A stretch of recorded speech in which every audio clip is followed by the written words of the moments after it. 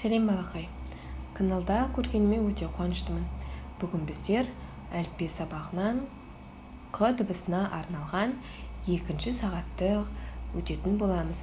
Бұл жерде берілген тапсырмаларды орындайтын боламыз бірге.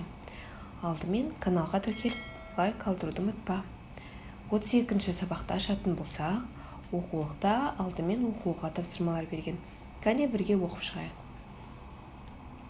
Ақ, тақ, қар, арқар, қалақ, салақ, қала, аққала.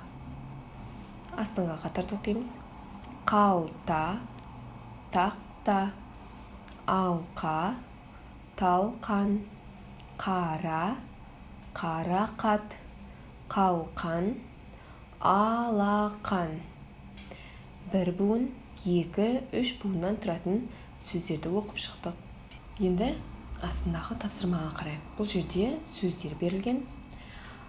Бірінші ақ, қант. Бұл жерде ақ деген қанттың түсін айтып тұр. Қанттың түсі қандай болады? Ақ болады. Келесі тақта. Қандай тақта? Жасыл тақта.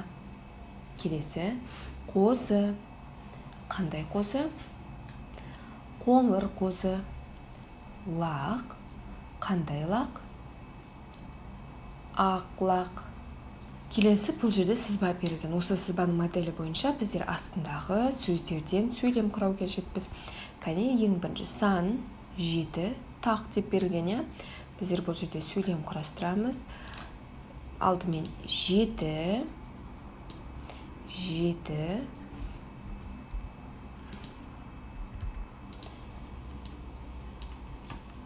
тақ, сан болады. 7 бұл тақ сан, сол себепті 7 тақ сан.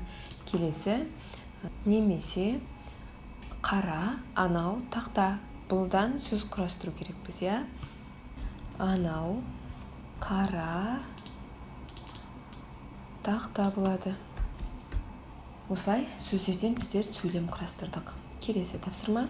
Бұл жерде суретті мәтін, Кәне бірге оқиық. Қалау, қауын ал.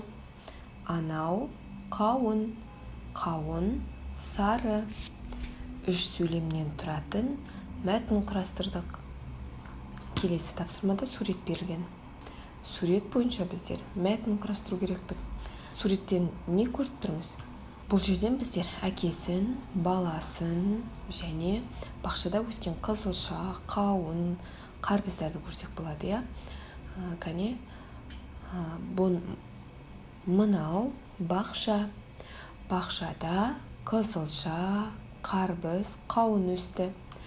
Әкесі мен баласы көкөністерді жинады. Осындай 3 сөйлемнен тұратын мәтін құрастыруға болады. Келесі тапсырма. Лақ, ақ, тақта, қара. Бұл берілген сөйлемді дәптерімізге әдемі жазуымыз қажет көшіріп. Бүгінгі сабақ аяқталды. Тапсырмалар түсінікті болды деген ойдамын. Келесі сабақта кездескенше.